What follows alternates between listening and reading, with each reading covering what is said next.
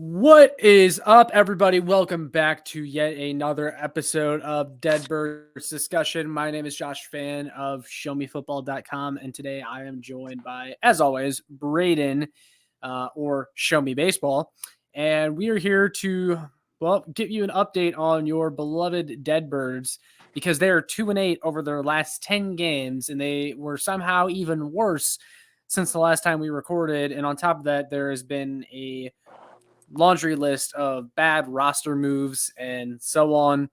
And we're just going to talk about it all. So, Braden, first of all, how are you doing today? And what are your thoughts on the Deadbirds right now? Because things have not been going well. First of all, I'd be better if it didn't take you so long to record this. Second of all, I'm not doing so well because the Deadbirds are so fucking bad. Now, when you look at this team, I think in the first episode that we did, I called out the it's early crowd because I said, look at our Yeah. schedule. It's not going to get any easier. We have to play every single team. People don't realize how much of an impact this is going to have on us, and like the first, I think after the first episode, we had already been through like two rotations of the pitching staff, and I said like this team, this pitching staff specifically isn't good, and while I still think that that's true to an extent, the pitching staff had an ERA I think under 3 the entirety of this road trip. So the starting pitching staff was pretty good for this entire stretch.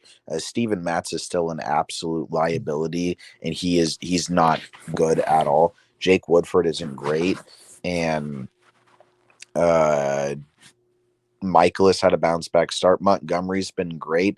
I think with the way things are going, he's going to get a pretty decent haul at the deadline if we do trade him. And then Flaherty's been pretty solid outside of a couple. If he just innings, like he'll just have an inning or two where he's not good, but otherwise he's been absolutely dominant.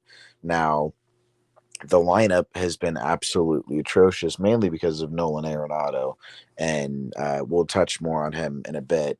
But Yeah. just overall recapping, like these last this road trip, we won 1 out of 3 with the Mariners. Just wasn't a great series. We had a lead in every single game at some point, and then we just blew it, and the offense could never find a way to come back. And then the Giants series, we were playing close in almost every single game. And then the last game of the series, Michaelis pitched a shutout, and we won like 6-0. But every other night, Montgomery went 7 innings. He went 6 innings on 104 pitches, and then Marmol decided to put him back out there for the 7th. What the actual fuck was he thinking? And yeah, it wasn't really his fault that Tommy Edman botched a play at second, but that's not going to happen that much with Tommy Edman, nor should Jordan Montgomery ever be put in that situation. And the fact that he got credited to a loss for that game is insane. It's ridiculous that Marmol keeps just completely mismanaging the pitching rotation, completely mismanages the bullpen, and doesn't know how to construct a roster at all. And I think that's more on Mo against something else that we'll touch on later. But this team is fucking infuriating. We weren't competitive at all in the Dodgers series. We had a lead in the third game, but we lost 1-0 and only got 2 hits off of Clayton Kershaw. One of them was by Dylan Carlson, and the other was by Paul Goldschmidt. And then we kind of got around to their bullpen a bit and hit it hard off of them, but it was right at their defenders. And the game on Sunday was just fucking pathetic. We were leading, I think 3-1 at one point, and we ended up losing 6-3, mainly because of defense and our bullpen just absolutely collapsing, and Drew Verhagen just being. It was just a fucking mess. I think it was the 4th inning when Woodford went out. He was doing okay up until that point, but once he hit the 4th inning, he just completely he hit a wall and was just gone. Yeah, it's been rough.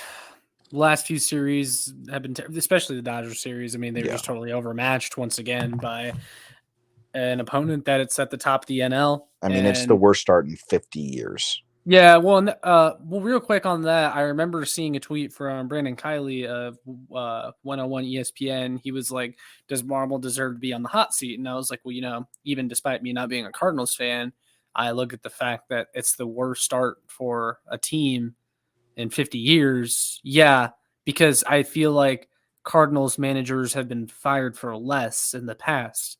So, yeah, I think you have to say Marmol's on the hot seat. And that's like another Mike topic. Schoch got fired for winning 92 games with an absolutely god-awful roster. Exactly. Now, that's something we'll get to later, as well as the Arenado thing. But kind of what I was going to say is that the Cardinals are overmatched when it comes to the top of the National League.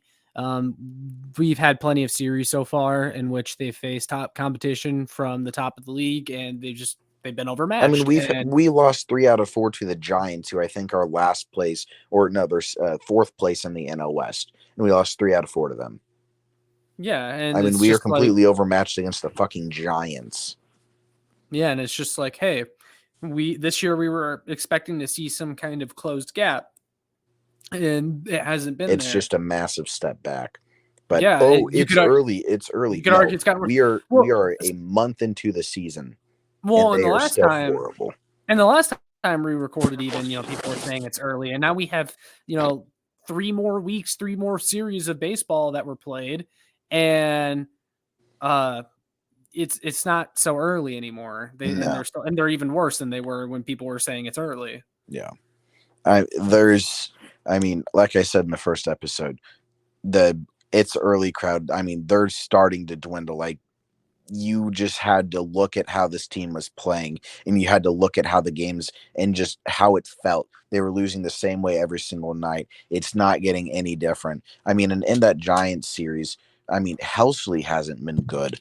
Hell, we had we were up 4-2 in the bottom of the ninth, had runners, and then the Giants had runners on, I think it was first and second, then they had a walk-off 3-run homer.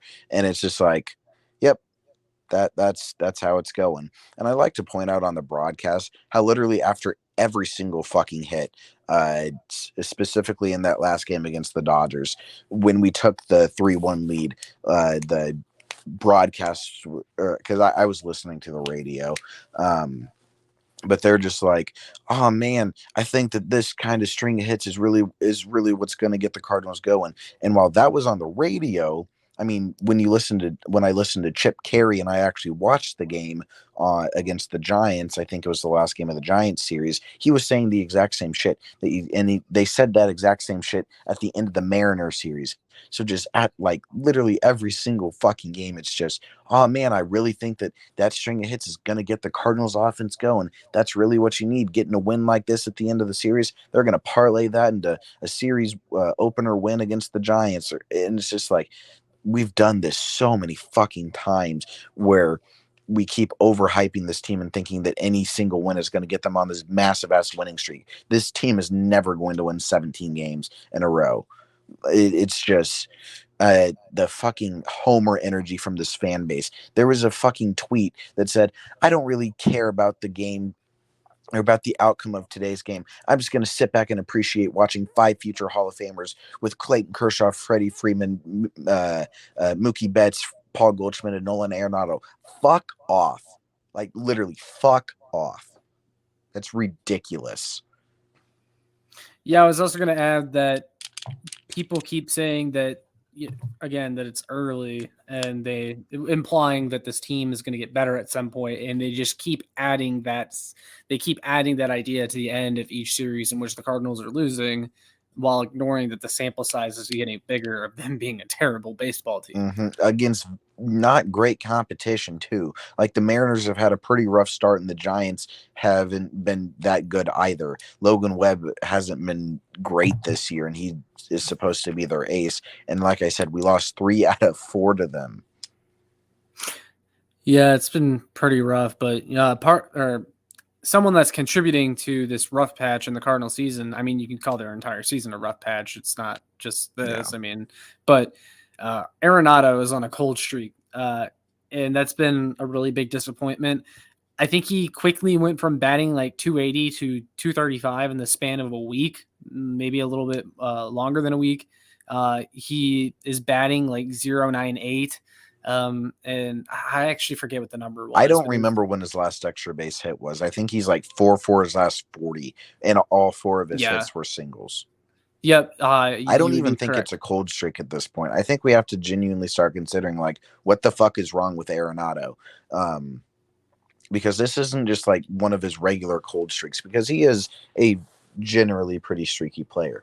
He when you watch his swing, he just looks like he doesn't give a fuck. And I don't necessarily like the entire idea like, oh, Arenado has lost motivation for this team because Mo promised him a winning contending team and that they'd go spend money and then he didn't. I don't think that that's the case. I genuinely don't. I see every single argument for that. Arenado's not the kind of player to just give up on a team. He doesn't do that. When the Rockies were absolutely dog shit in Well, 2021, and when they just weren't a good team, he still fucking tried. So I think that logic and that argument, while I can see your point, I don't agree with it. no, and that's fair. I would argue though that because you're right, even when the Rockies were terrible, he was clearly one of the best players in baseball. It's not like he gave up then, but it's there. You can only take so many years of that, and I feel like for Arenado, this stint with the Cardinals has been especially demoralizing because he was with the Rockies for so many years, and they were a losing team, still are. And then he comes over to the Cardinals, an organization in which people saw them as, an organization that consistently wins. He comes here and they're never really able to get over the hump. And now they seem to be going into a tailspin. And he's almost in a situation where he was in with Colorado. I mean, the Cardinals haven't been that bad because, Yeah. they made playoff appearances and things of that nature. But still, he's wanting more. That was the whole reason he wanted to come to St. Louis is because, I mean, maybe if our, I don't know, top 10 player in the league, top 3 third baseman in the league was actually, I don't know, hitting, maybe then we'd be doing a little bit better. But, I mean, yeah. he has to realize that some of the blame for the season is on him being this bad. And a big report that I saw from Derek Gold was that he's trying to like he is changing his swing. Why? You're one of the best hitters in the league. You're one of, if not the best pull hitter in the league, and just finding whatever ball, doesn't really matter where it is, and just pulling it out to left field. He's one of the best, like I said, if not the best at doing that in the league. And he's just not doing that anymore. He's trying to hit it to the opposite field. Why would you do that? It's the classic saying, if it ain't broke, don't fix it. And he's trying Mhm. to fix something that was never broke. And now he's going to this two-hand follow through and not this one-hand follow through with his bat. And it's just like, what are you doing? You look so uncomfortable. It looks so unnatural, and it looks so sporadic. Like he like the team wasn't doing that good. And then he's just like, oh, I got to change my batting stance and batting approach to try and get everything back on track. Like, he's trying to play hero and trying to do so much for this team, but it just doesn't work. It's like nobody's being themselves right now. Right. And I know you pushed back on the idea that maybe he's lost motivation. Maybe it's not If he the lost entire reason. motivation, he wouldn't be trying to find a new swing and be going out for batting practice hours before anybody else. Well, at a certain point, and maybe he hasn't reached it yet, but I think if this continues, he eventually will. Where it's like, what the fuck is the point anymore? Yeah. I Like mean, I wouldn't blame him because if he Mo does. did promise him a winning team, Hmm. and he promised he'd spend money, and he didn't. And I mean, and if Arenado has genuinely lost motivation, I can't say that I blame him, because this is like everything that is wrong with the Cardinals right now falls on Mozeliak. Everything. yeah, like the fact that he said they have 6 starting pitchers Yep. and they don't even really have one, maybe Nope. half a starting pitcher, you could say. And it just like some people might say it's Flaherty now because he's been a I mean, steady presence. Surprisingly, Flaherty and Montgomery have been fine. Both of them have been fine. They've both had good starts. They both had okay starts, and they've had like 1 or 2 bad starts. Both of them. yeah, no, that's fair. But I wanted to talk about so a couple of the AAA options for the Cardinals, which seem to be really unpopular. Um, they sent down Jordan Walker, which he had been on a cold streak after his hit streak ended to start his Cardinals career.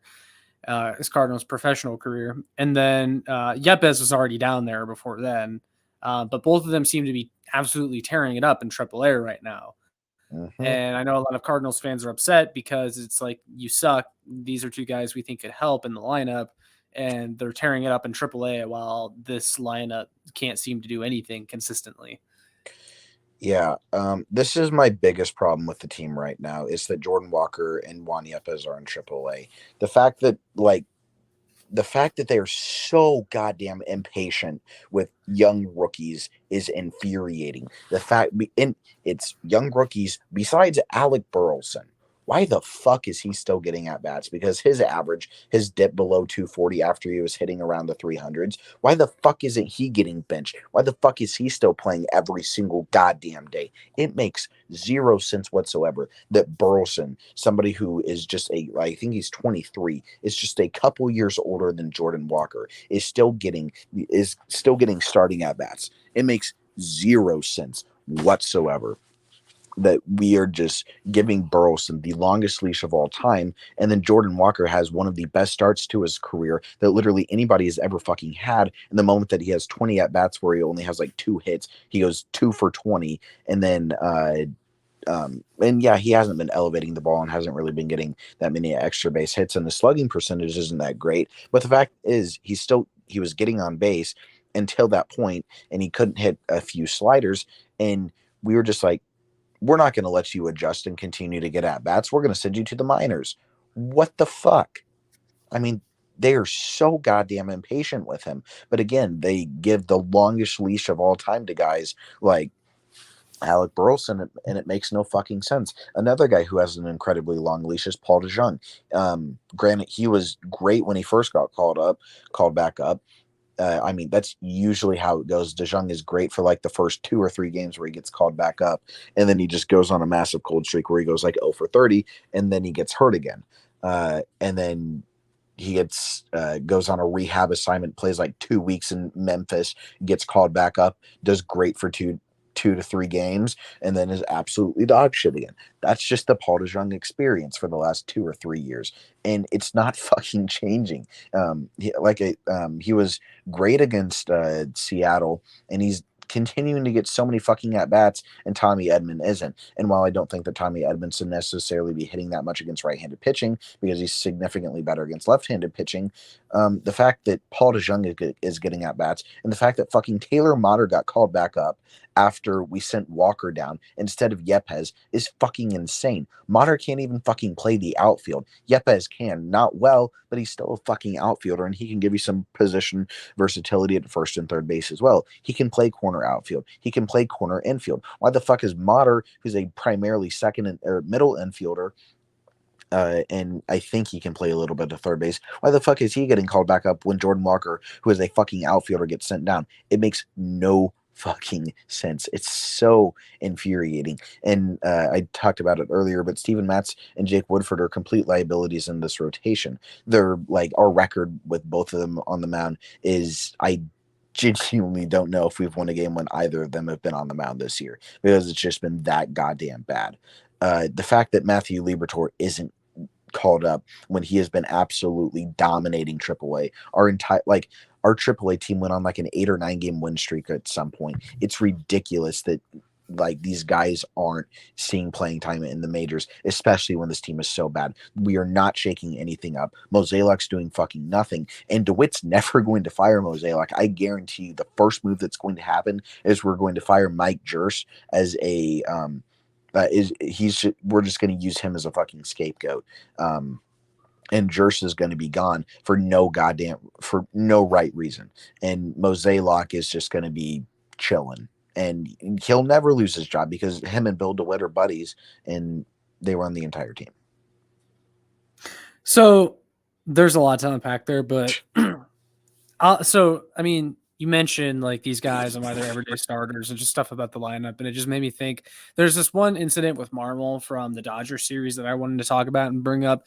So I forget which game in the series it was, but Gratterall was pitching, and Oli Marmol decided to bat Carlson against Gratterall, when Carlson is hitting like 195 against right-handed pitchers this year, and Nolan Gorman was clearly the better option. I mean, you look at his numbers versus right-hand pitchers; he's batting 300 essentially, and it's just like, why are you going with Carlson over Gorman? And they asked him about it after the game. The media did, and Oli said, "You can flip a coin there. That's not or for an opportunity, or that's an opportunity for Dylan Carlson. The way he played in center, we wanted to give him a shot. He's into the game mentally, emotionally. We wanted to see what he could do there." And Oli Marmol now is just straight up going against the numbers and what the numbers are telling him he should do. And I know some people are like, they don't care about analytics or whatever, or they think some managers read too much into analytics. But like, I would say this isn't even really analytics. This is just straight up telling you That's the just numbers are straight common up. sense. Yeah, the numbers are straight up telling you that batting average isn't that analytical. It's just right. How often is like it is the most basic fucking stat that there is. It's just how well is somebody hitting against this kind of pitching. I don't know. And I love Dylan Carlson, but no, like in that kind of situation, Nolan Gorman should be taking the at bat 100 times out of 100. Yeah, and Oli characterized it as a 50-50 situation where either could have went out there and the result probably would have been the same. And it's like, no, Oli Marmol is just going off emotions at this point. And like, this was the tweet that I read it off, and I was just looking at the replies, and someone commented, and they were like, if I remember correctly, the Matheny philosophy was always ignoring the facts and just giving the guy a chance.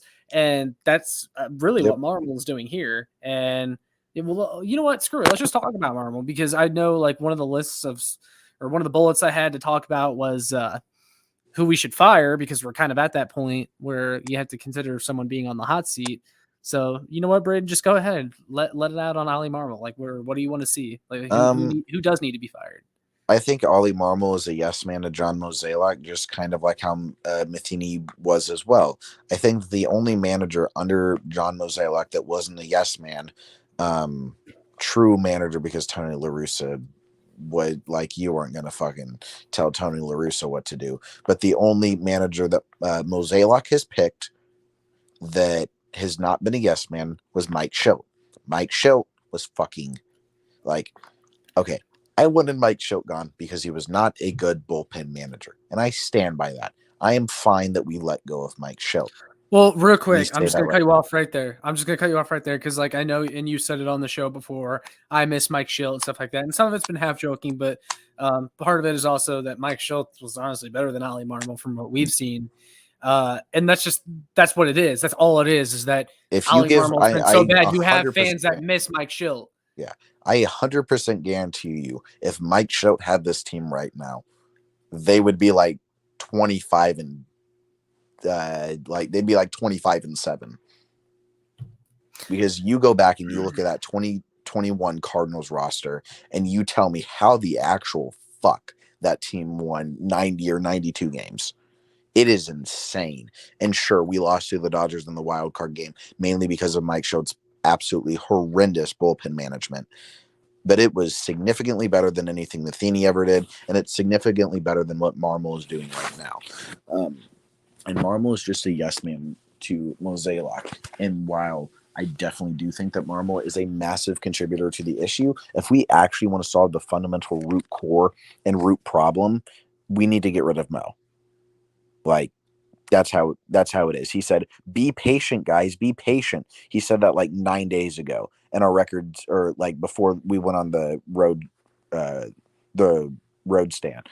The road trip. Before we went on the road trip, he said that Cardinals fans needed to be patient, and we're 2-8. So how much fucking longer do we need to be patient? We've won one. The St. Louis Cardinals have won one playoff series in the last 9 years. One playoff series. That's it. Since 2015, one playoff series. Got bitch-faced by the Cubs in 2015. Didn't make it in 16, 17, or 18. Won against the Braves in 19. Got our ass whooped by the Padres in 2020. Lost in the wild card to the Dodgers in 2021. Lost in the wild card to the Phillies in 2022. Mo's really talking himself into a corner here. Yeah, Mo. You have to wonder. is just like you said. He's talking himself into a corner with the 6 starting pitchers comment and the be patient. He's won one playoff series in 9 years. He is the issue. He needs to go. No more yes men to Mo. There needs to be a fundamental shakeup in this fucking organization if anything wants to get done, because the message is broken. The record is gone. The record's broke. Like, there's no more playing it. Organization needs a complete 180 right now. You just have to wonder at what point all this stuff that he's saying eventually gets him fired, because you can only like say these reassuring messages to the fans so many times before fans, even the true diehards, the true optimists, even start to get sick of you and what you've said to them. Because there's a 6 starting pitchers thing. You know, he said some other stuff to kind of calm the fans down over time, and then we're going to spend money. Yeah, well, then there was that, which he just lied. You know, he straight up lied, he very clearly fabricated his statement. But in the off season when he was talking about the payroll going up and stuff like that, like, yes, technically the payroll went up, but it went up by like 1%. Like, it was a joke. And so now he's saying, you know, be patient. Well, okay, so let's just say hypothetically 2 months from now the Cardinals are playing below 500 baseball still. Then what is he going to say? Or then what happens to him? He's going to blame it on Marmol and fire Marmol, and then whoever our bench coach is, who I forget who it is. It's not Holiday, but whoever our bench coach is will step up. But even if he fires Marmol, that makes him look awful. Now, I don't know if DeWitt will care. I don't know how much he does care. But the thing is, he fired Mike Schilt not that long ago. And he fired Mike Schilt because of, you know, the quote-unquote philosophical differences. Yeah. And so Oli Marmol is his best man and said, fuck you. Yeah, and so Oli Marmol is his handpicked guy, right? Yep. I mean, so was Schilt technically, but you know, Schilt was the bench coach, interim manager after Matheny, and then the team was winning under Schilt. So Mozeliak was really had no choice. Yeah, he really had no choice to. I mean, so Schilt wasn't really handpicked by Mozeliak. But at the end of the day, it is his decision. But I get what you're saying. But now with Marmol, he handpicked Marmol to be the manager of this team. And if only a couple years later you're firing him, well, then it just looks like you're an idiot that doesn't know baseball because you hired the wrong manager and you gave him a shit team to work with as well. Yeah. And I don't necessarily think that we have a shit team to work with either.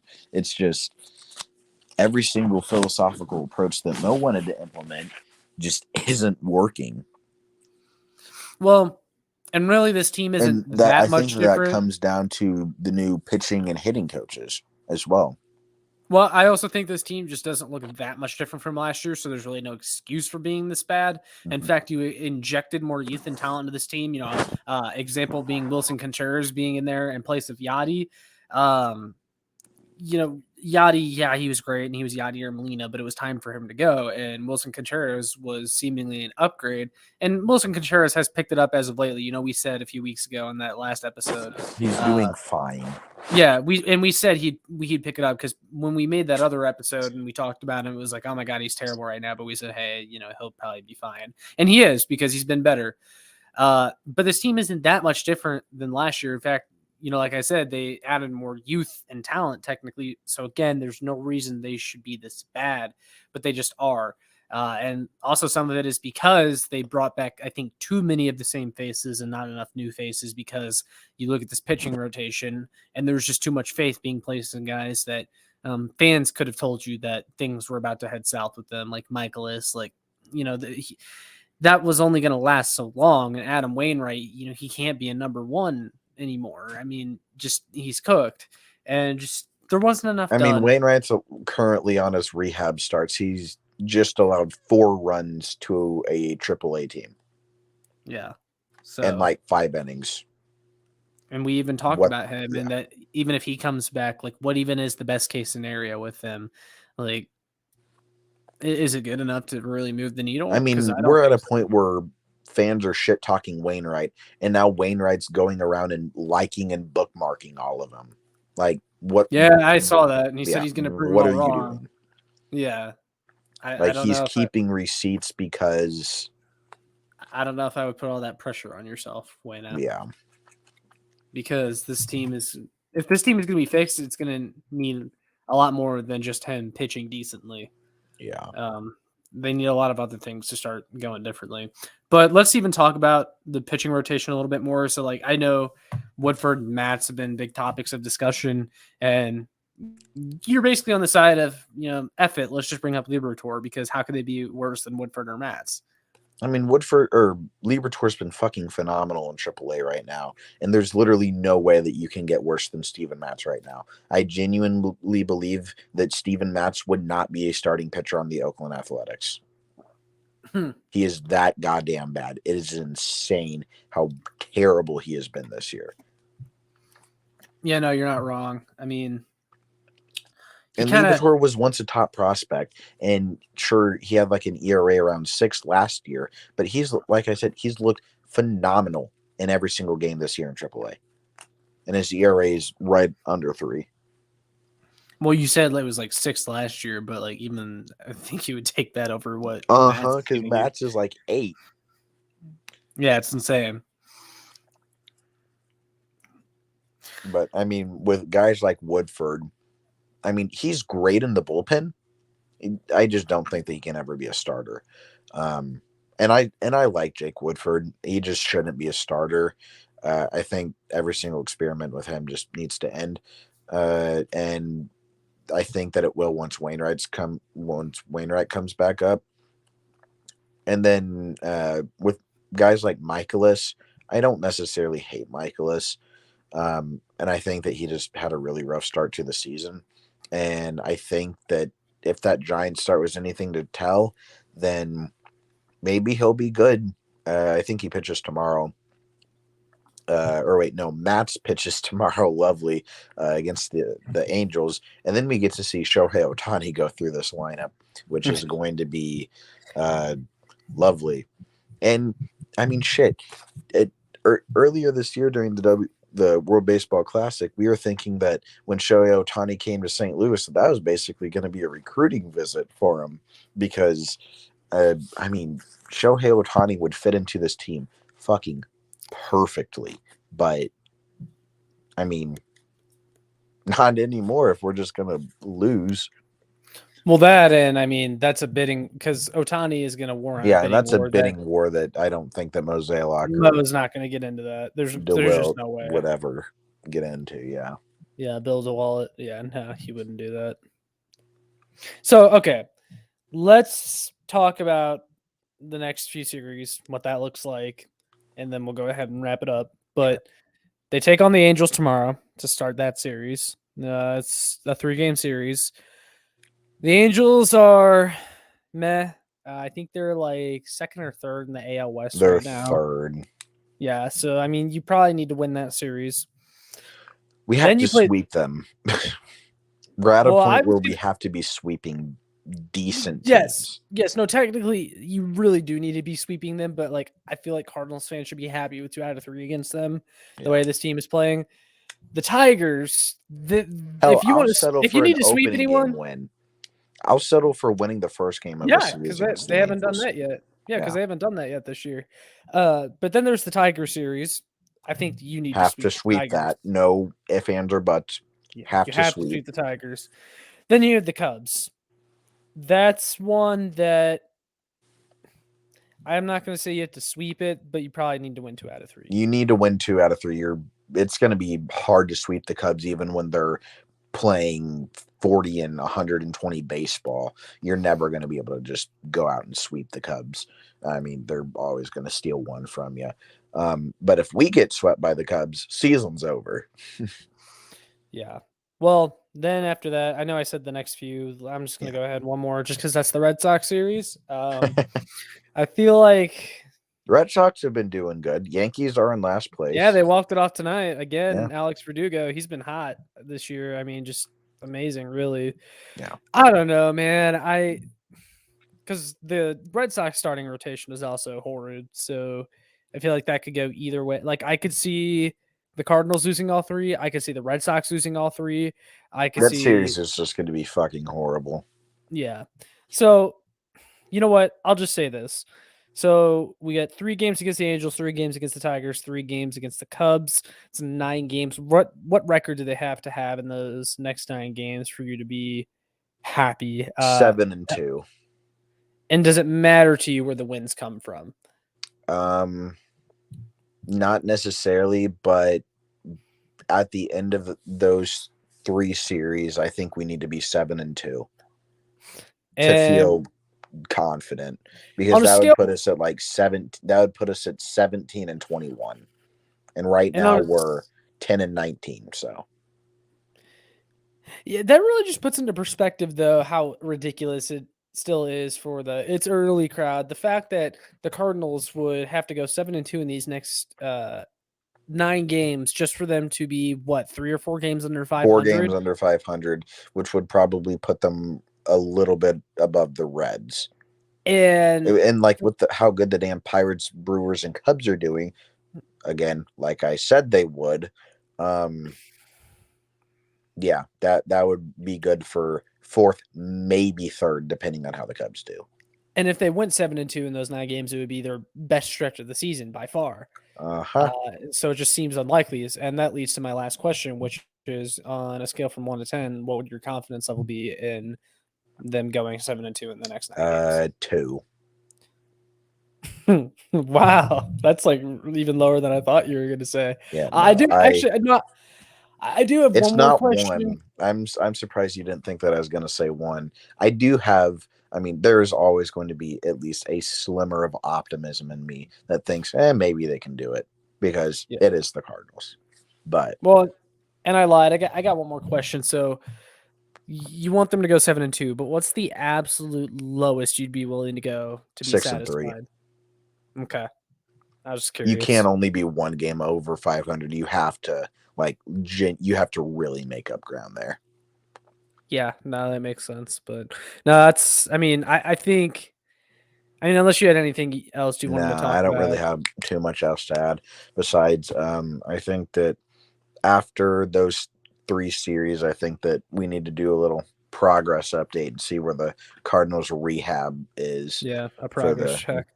yeah, just Yeah, well, so I think that does it, guys, and we're gonna see what happens over the next few weeks here. It'll be interesting because I feel like if things are still looking pretty bleak after these next few series, you could maybe see some moves start happening. Whether that's in the front office, a major shakeup to the team, maybe a coach getting fired. Because I mean, even for anyone out there that's still saying it's early, by then you can't still really be saying that it's I mean, early. if we're in the middle of July and we're absolutely dog shit, I think names like I've started to think of names who we might see get traded at the deadline, and I think that Jordan Montgomery is probably the headliner there, because he doesn't have any.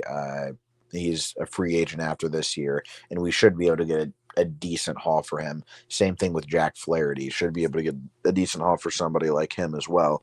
And then you have guys like Tyler O'Neill, who you could probably trade. And you just have to look at, like, just start entertaining those ideas. Yeah, well, by next episode, we'll probably have a pretty good idea if Yeah, the Cardinals are going to be buyers or because sellers at the that'll put trade us in the deadline. middle of May. Yeah. Yeah, so we'll talk about that when we get there. But guys, we're going to go ahead and end it there. So with all that being said, make sure you like, share, and subscribe so more fans can find this. And make sure you follow Braden. It's at Show Me Baseball, isn't it? I ask this like every episode, but I always forget. You can follow him at Show Me Baseball on Twitter. You can also follow me if you want at Show Me Football. But that's all we got for you guys. We'll see you in the next one. Take care. Peace.